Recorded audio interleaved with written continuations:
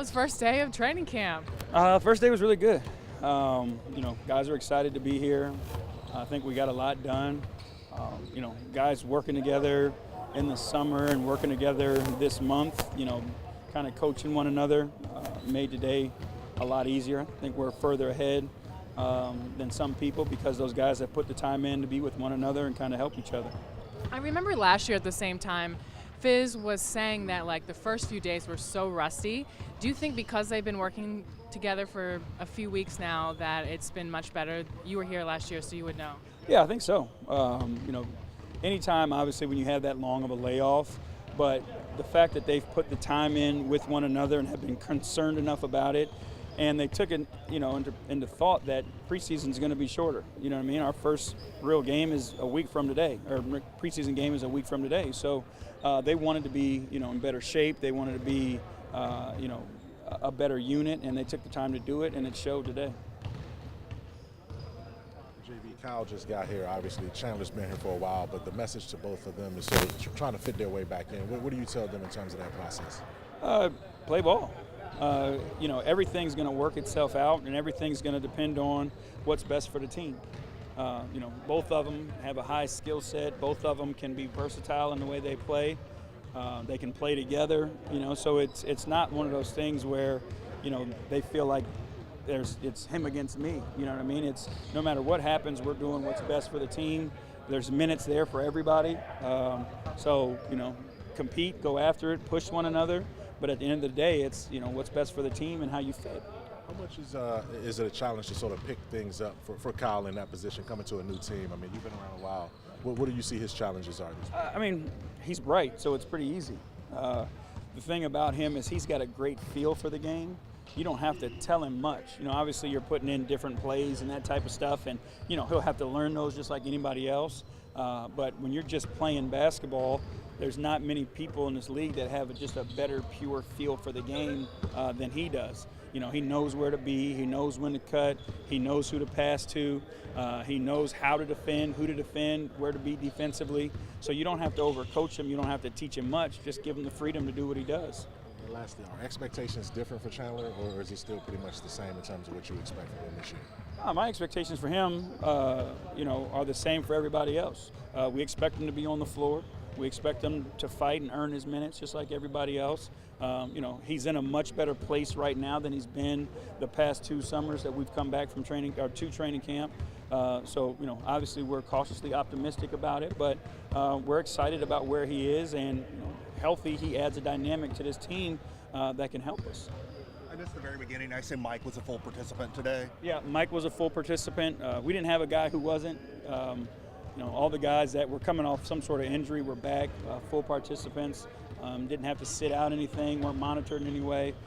Other than Ivan and then the new guy who got signed. Right. So Ivan obviously is dealing with that, but he wasn't. It's not a long-term comeback from an injury. If you're trying to figure out lineups and rotations over the next few weeks, how much of it is strictly a best man wins? How much of it is figuring out what combinations work best, what roles work best for players? The most important thing is we're trying to figure out what's best for the group. We have multiple guys who have been starters in their career, who have starter skill set, starter talent, but they all can't start. Some of those guys are going to have to come off the bench. And again, I think we're fortunate in the fact that we got guys who are unselfish enough and willing to do what it takes, for the team. And they're not just worried about themselves and their minutes. So I think that depth is a weapon for us, and we've got to use it accordingly. You've spoken earlier about Kyle Anderson and sometimes being in sort of a point guard kind of role. When you say that, do you mean the potential of lineups that maybe don't have a nominal point guard on the floor, maybe him with bigger wings? Yeah, definitely. We're going to experiment with some of that stuff in the preseason, see how it works out, see how guys play around him. But, with him handling the ball at the point guard spot, you can put a ton of weapons on the floor around him and force defenses, into some tough positions. And then, you flip that and you can be extremely versatile with your defense. You put a guy out there at 6'9" at the point, you got other wings that are 6'7", 6'8", 6'9", with your bigs, whatever it may be. And then, defensively, you can become very disruptive. So we're going to give it some looks. We've thought about it. We've watched some of the film of him handling in the past.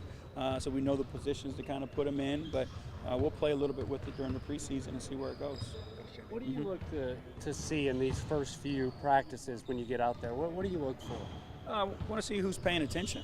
That's the only way you get better is by paying attention to all the small things, and then you're learning people's habits and abilities. How many guys do you have that you don't have to repeat things to? How many guys on the first rep are going full speed and not thinking about what you're trying to get them to do? So a lot of the small things and just trying to understand working with guys for the first time, how to teach them, how do they learn, where their strengths are, and those types of things. I guess for a follow-up then, we just got in here. What did you see for the first practice? I was excited about it. Again, we've talked about it. I think we got a bunch of guys that are extremely bright. We got a bunch of guys that can pick up things quickly. We got guys who understand the importance of the details. Guys who listen, they pay attention, and they carry things over pretty easily. Do you think, did you see does it look like they have like the little mini camp that the players that describe themselves, and that's helped them get ready for the start of practice? Yeah, definitely. The fact that they were together a couple times in the summer, the fact that they were here early in September, and guys took leadership. Guys asked, coaches questions and then carried it out on the floor. That's growth, right? Those are the guys that we're dependent on. They played together. They had those conversations. They're in great shape right now for this time of year. So definitely it showed, and you could see it as they were working together and already communicating and talking their way through situations on the floor. You thought was an average joining the team, and how is he playing so So far? far so good. He was limited today because of his shoulder injury, so he couldn't do everything. But watching him early on, he picks up things quickly. Everything that he's been asked to do, he does. He can shoot, he can create his own shot. He knows how to make the right play. So far he's been really good, and we've been pleased. What is the deciding factor of him getting into the team? Just like everybody else, he's going to have to earn it. We're pleased, again, like I said, with where he is right now. But he's got to show that he can contribute to the team and help us win. And those are the guys that are going to get the minutes. He's going to be the second Japanese NBA player, but do you think he can be NBA? Yeah, there's no doubt about it. Obviously in the short time that he's been here, but just watching him play, he fits what the modern NBA is. He's 6'8", 6'9". He can dribble, he can pass, and he can shoot, which is where the NBA is going. So he's got that going in his favor. He works extremely hard. He's diligent in what he does. So there's no doubt in my mind that he can make it. If he does, which position he will be? Again, I think he's, the NBA is about skill. There's teams are playing small, so, he can play some 4, but I think he's perimeter skilled enough to be able to play some 3 too. So with these guys, the NBA is becoming positionless. You just want to get on the floor and help your team.